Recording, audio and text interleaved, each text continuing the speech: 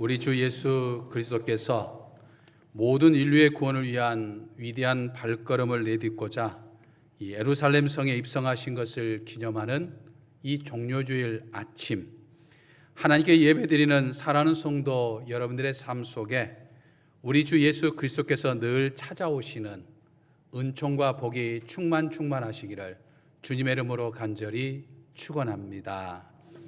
오늘은 종료주일입니다. 2000년 전 십자가의 고난과 부활을 통해 인류의 구원을 완성하고자 예루살렘 성에 입성하신 예수님을 당시의 사람들이 종려나무 가지를 깔거나 흔들면서 열렬히 환영했던 것을 기념하는 주일이 되겠습니다. 오늘 종료주일이 지나면 내일부터 한 주간 동안 고난주간이 시작이 됩니다. 고난주간은 예수님께서 인간의 몸을 입고 이 땅에 보내신 마지막 주간이기도 합니다. 그러므로 사랑하는 성도 여러분, 이번 한 주간 동안 나를 위해서 십자가의 처절한 고통을 당하신 우리 주 예수 그리스도의 십자가의 고난을 생각하면서 한 주간을 보내시기를 바랍니다.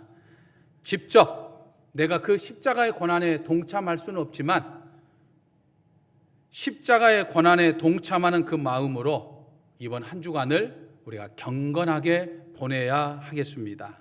우리의 언행 심사를 그 어느 때보다도 절제하며 보내는 저와 우리 사랑하는 성도 여러분 되시기를 주님의 이름으로 간절히 축원합니다. 오늘 우리가 읽은 이 본문 말씀은 예수 그리스도께서 이제 사도 요한을 통해서 소아시아에 위치해 있는 7교회 중에 이제 세 번째 교회인 이 버가모 교회에게 보내신 이 메시지가 되겠습니다. 버가모는 우리가 지난주에 살펴보았던 이 서머나 교회가 서 있는 서머나 지역에서 이제 북쪽으로 한 56km 정도 떨어져 있는 내륙에 위치해 있는 도시가 되겠습니다. 여러분 사진에 보시면 이제 버가모라고 하는 글씨가 써 있고 이제 빨간 점이 있는데 그 빨간 점이 있는 곳이 버가모 지역이고 지금 버가모라고 적어진 저 글씨가 있는 위치가 우리가 잘 아는 유명한 이 트로이 전쟁, 트로이 목마 그 트로이라고 하는 도시가 있습니다. 가까이 위치해 있는 도시입니다. 내륙에 속해 있지만 한 300m, 해발 300m 높은 고지에 있기 때문에 멀리 이제 지중해가 한눈에 이제 보이는 그런 버가모는 당시의 해안 도시였던 에베소, 서머나 못지않게 굉장히 큰 도시 가운데 하나였습니다. 이 버가모에는 그리스와 로마 신화에 등장하는 수많은 신들, 온갖 신들을 섬기는 신전들이 다 모여 있었습니다. 특히 고대 세계 7대 불가사의라고 할 정도로 엄청난 크기를 가지고 있는 이 제우스 신전이 있었습니다. 또 제우스 신전과 함께 뱀으로 상징되는 의료신, 사람을 치료하는 의료신인 아스클로피스 신전이 또한 세워져 있어가지고 이 버가모를 상징하는 이제 두 개의 큰 신전이 저 버가모 지역에 있었고 또 저 버가모 지역에는 로마 황제를 신으로 숭배하는 신전도 3개나 세워져 있었습니다. 그러니까 이 버가모 지역은 우상 숭배에 관해서는 타의 추종을 불허할 정도로 아주 열성이었던 이 도시였습니다. 당시 우상을 섬기는 신전은 항상 우상을 숭배하는 것으로 끝나지 아니하고 거기에 연결되어 각종 음란과 향락이 있었죠.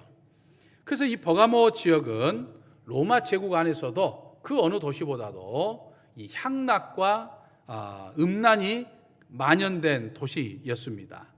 또 이 버가모 지역에는 당시 한 20만 권의 책을 가지고 있는 아주 엄청난 크기의 이 도서관도 있어서 인간의 지식을 최고로 여기는, 하나님보다는 인간의 지식을 최고로 여기는 이 인본주의 헬라 철학이 또 굉장히 융성했던 지역이었습니다. 종이에 글을 쓰는 이 파피루스가 이집트에서 유래가 됐다고 한다면 이제 염소나 양의 가죽에 이제 글을 써서 책을 만드는 이 양피지가 바로 이 버가모에서 유래가 되었습니다. 또 버가모는 아시아적에서 로마의 어떤 행정을 담당하는 중심 도시였기 때문에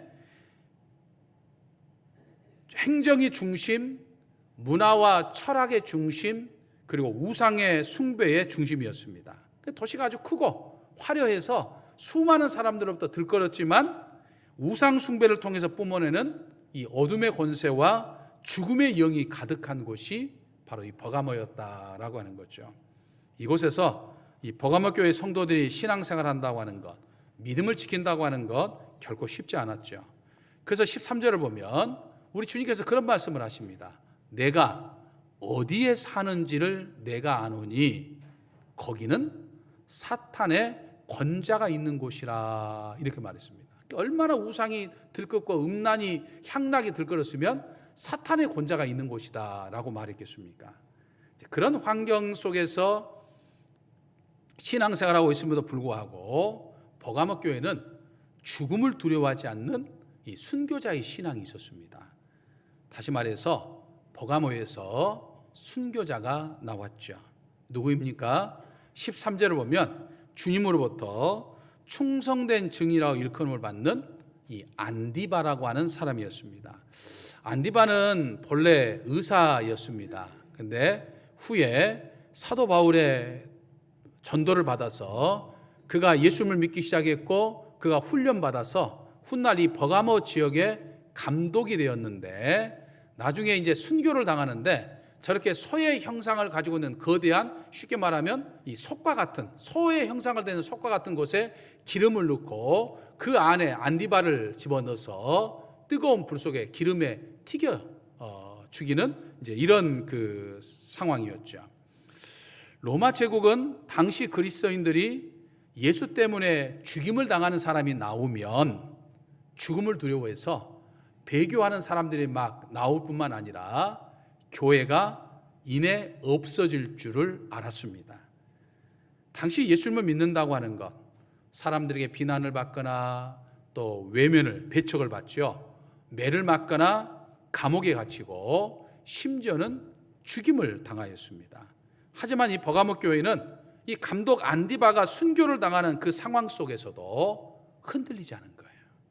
더욱더 주의 이름을 굳게 잡았다라고 하는 것이죠. 오히려 순교자의 피가 버가모 교회로 하여금 더욱더 단단하게, 굳건하게 만들었던 거죠. 여러분, 이 버가모 교회, 예수님이 말씀하신 이 버가모 교회의 모습을 보면 21세기를 살면서 신앙생활하는 우리의 모습을 생각해 보면 참 부끄럽다라고 하는 것을 느끼게 됩니다.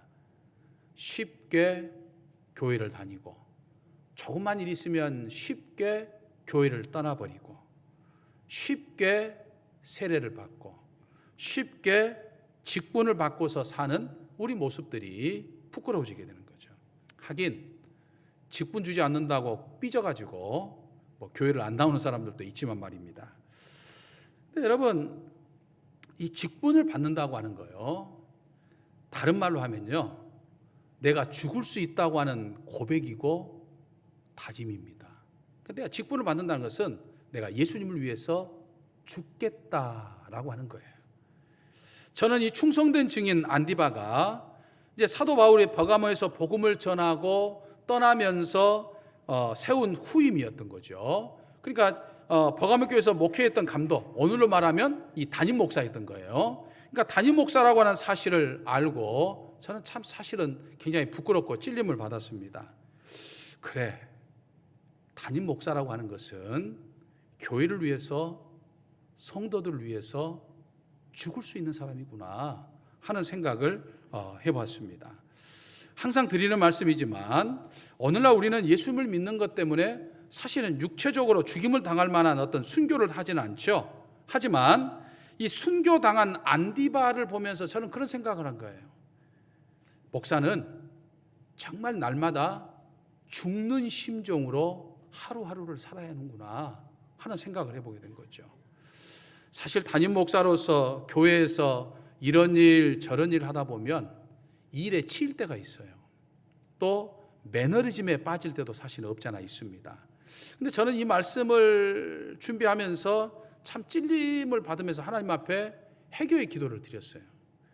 사도 바울도 나는 날마다 죽노라 하면서 목회했는데 사도 바울이 가지고 있었던 그 신앙의 열정의 100분의 1도, 사도 바울이 가졌던 그 능력의 100분의 1도 없으면서도 자존심은 너무나도 살아있었구나. 그러니까 내가 죽지를 못하는구나 하는 생각을 제가 해보게 된 거예요. 여러분, 내가 죽지 않는 곳에는요 열매가 없습니다. 그러니까 죽어야 열매가 있는 거예요. 그러니까 교회가 사는 것은 담임 목사가 죽는 거예요. 그 다음에는 누가 죽어야 할까요? 장로님들이 죽는 거예요. 그 다음에는요 권사님들이 죽는 거예요. 그 다음에는요 안수 집사들이 죽는 거예요. 그 다음에는요 우리 모든 성도가 죽는 거예요. 그러니까 예수님을 믿는다고 하는 것, 직분을 받는다고 하는 것은 죽는다는 거예요. 죽는다는 거. 그러니까 죽을 수 있는 사람, 내가 예수님을 위해서라면, 내가 교회를 위해서라면 나 죽을게 라고 할 수 있는 사람이 직분을 맡아야 됩니다. 그러니까 죽을 각오가 없는 사람은 직분을 맡지 않는 것이 더 좋을 수도 있다라고 하는 거죠. 여러분, 한 공동체가 살아나기 위해서는요 그 리더가 죽어야 합니다. 리더가 희생을 해야 되죠. 한 나라와 국민이 살아나기 위해서는 누가 죽어야 할까요? 대통령이 죽어야 합니다. 대통령이 희생을 해야 돼요. 그런데 그동안 우리나라 대통령들은 어땠습니까? 날마다 죽지 못하니까 수많은 문제들이 생겼죠. 저는 이번에 이제 대통령으로 당선된 이 윤석열 대통령 당선자도 좀 날마다 죽었으면 좋겠어요. 날마다 죽는 연습을 좀 했으면 좋겠습니다. 사실 검찰 조직이라고 하는 이 특권 의식에 사로잡혀 있는 사람들은 이 죽는다고 하는 거 정말 힘든 일이거든요. 그러니까 좀 죽어서 좀 남는 대통령이 되었으면 좋겠다 하는 그런 생각을 해보게 됩니다. 사랑하는 성도 여러분, 열심히 일하는 것과 죽는 것은 다릅니다. 오래 참는 것과 죽는 것도 달라요. 우리는 그동안 어땠습니까? 열심히 일은 했어요. 근데 교회 안에서 죽지를 못했어요. 사역하다 보니까 속상하지만 열심히 참기는 했어요. 오래 참기는 했어요. 근데 죽지 못한 거예요. 하나님의 일을 하는 사람은 죽어야 돼요. 믿으십니까? 아멘이십니까? 바라고 나기는 예수 그리스도는 살고 나는 날마다 죽는 저와 여러분이 되시기를 주님의 이름으로 간절히 축원합니다. 버가모 교회는 담임 목사가 순교를 당하는 순간에도 정말 흔들리지 않는 굳건한 믿음을 가진 교회였어요. 그런데 그런 교회가, 그러니까 외부적인 박해, 즉 이 로마 제국의 박해를 그렇게도 굳건하게 이겼던 그 교회가 아주 어이없는 곳에서 무너지기 시작했습니다. 그것이 무엇입니까? 14절과 15절을 보면 발람의 교훈과 니골라당의 교훈을 받아들였다라고 말씀하고 있죠. 다시 말해서 세상 문화를 받아들인 거예요. 이방 문화를 받아들인 거예요. 근데 그 당시 이방 문화, 세상 문화는 우상 문화였거든요. 발람은 누굽니까? 구약 민수기에 나오는 이방인 주술사죠. 그래서 모압 왕 발락의 그 충동에 의해서 이 주술사 발람은 모압 여인들을 통해서 이스라엘 민족의 남자들이 음란과 우상 숭배라고 하는 죄악의 길에 빠지도록 유혹했던 사람이에요. 그러니까 버가모 교회 성도들이 이 니골라당의 교훈을 받아들여서 마치 발람으로 인해서 음란과 우상 숭배에 빠졌던 이스라엘 민족처럼 지금 이 죄악에 물들기 시작했다라고 하는 것이죠. 그러니까 버가모에서 흔하게 볼 수 있었던 이 세상 문화, 우상 문화, 즉 향락과 음란이 서서히 교회 안에 들어와서 그 믿음을 흔들기 시작한 거예요. 초대교회 당시 이단이었던 이 니골라당의 교훈을 우리가 처음 교회 살펴봤던 에베소 교회는 어떻게 했어요? 그걸 잘 이겨냈어요. 그리고 쫓아냈어요. 그런데 버가모 교회는 넘어간 거예요. 이 니골라당의 교훈은 영지주의로 예수 그리스도를 믿으면서도 세상의 모든 문화 다 받아들여도 된다고 생각을 했어요. 그러니까 이방 문화, 우상 문화를 수용해도 된다고 가르쳤습니다. 그러니까 우상 숭배의 가장 큰 특징은 뭡니까? 바로 그냥 우리가 예배 드린 것으로 예배 끝나는 게 아니에요. 예배를 드리면 그 신전에서 일하는 창녀들, 신전 여자 제사장이라고 하지만 실제로 창녀들과 성관계를 맺으면서 축복을 받을 수 있다고 생각했던 그런 것들이었어요. 그러니까 얼마나 음란히 행하고 얼마나 이 향락이 막 들끓었겠어요. 그러니까 버가모 교회는 외부의 공격은 순교자를 배출할 정도로 잘 견뎌냈지만 교회 내부에서 발생된 이단의 공격에는 속절없이 무너져 버린 거예요. 니골라당의 가르침을 받아서 하나님을 섬기고 우상을 섬기는 것을 같이 한 거예요. 저 그림처럼 하나님 섬기고 우상 섬기고 딱 손잡은 것과 마찬가지예요.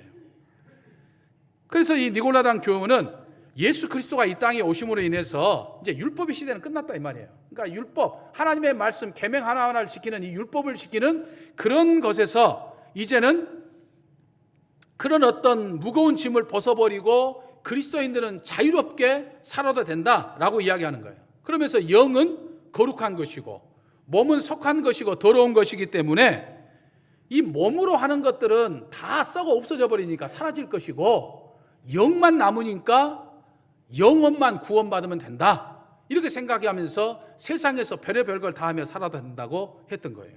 그러니까 오늘날로 말하면 하나님께 예배를 드리면서 산부 예배 드리고 나가서 점집에 가서 점 보는 거예요. 요즘에 무당들 점 보는 것이 아주 유행이라고 그래요. 그러니까 예배 드리면서 점도 본다는 거예요. 재미삼아.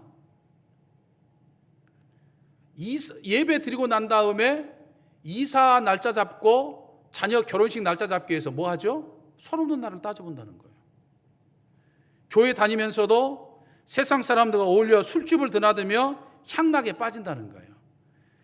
우리 믿는 사람들은 믿지 않는 사람들과도 세상에서 부딪히며 살아야 되니까 적당하게 그들과 관계를 맺으면서 살아야 한다고, 그래도 하나님은 이해하실 거라고 생각을 하는 거죠.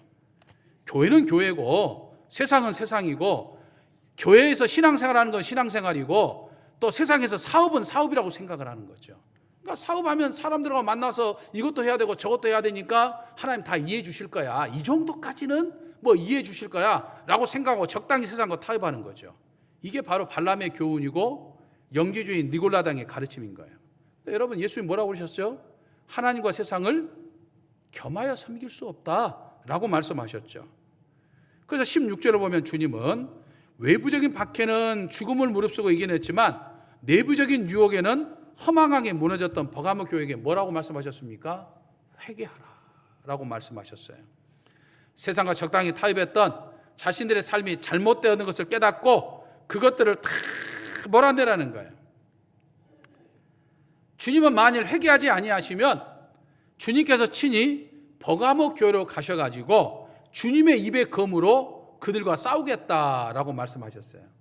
마치 주님이 좌우 양쪽에 아주 날이 시퍼렇게 서 있는 칼을 들고 계신 전사의 모습으로, 군인의 모습으로 지금 묘사하고 있는 거죠. 여러분, 그 당시 세계를 정복했던 로마 제국이 막강한 군사력을 가질 수 있는 몇 가지 것이 있었는데 그 중에 하나가 다른 나라처럼 한쪽 날만 날카로운 것이 아니라 좌우 양쪽으로 어느 쪽으로 해도 사람을 베일 수 있는, 죽일 수 있는 아주 날이 시퍼렇게 서 있는 양쪽 짧은 검을 가지고서 이 세계를 정복했었거든요. 그러니까 당시 좌우의 날선검은 아주 무서운 검이요 공포의 검입니다. 근데 주님께서 그보다 더 무서운 좌우 날선검으로 발람과 이 니골라당의 교훈을 받아들였던 사람들을 어떻게 하시겠다고요? 털어내시겠다는 거예요. 심판하시겠다는 거예요.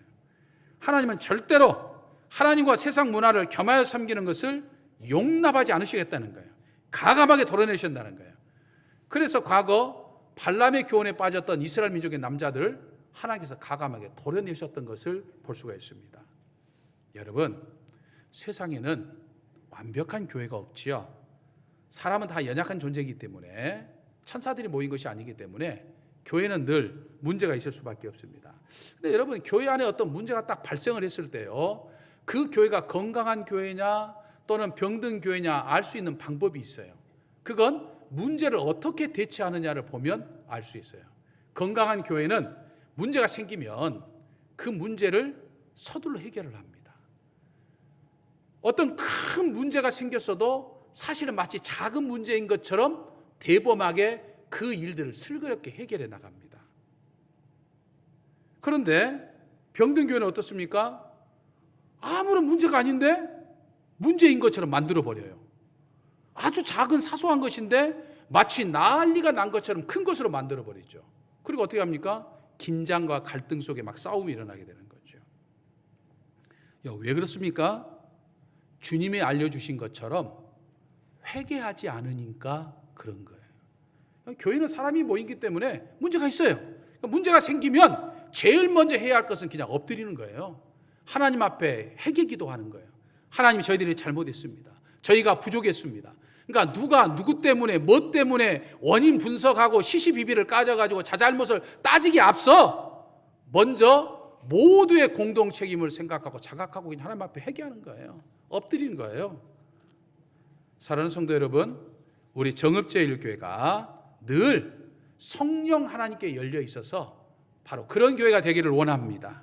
그래서 주님께서 좌우의 날성검으로 오셔가지고 막 문제 있는 부분을 도려내시기 전에 서둘러 그 문제를 해결할 뿐만 아니라 해결하는 과정 속에서 주님께서 주시는 은혜와 복을 받는 우리 정읍제일교회가 돼야 될 줄로 믿습니다. 회개하고 문제를 해결하면 주님께서 복을 주시겠다고 말씀하셨어요.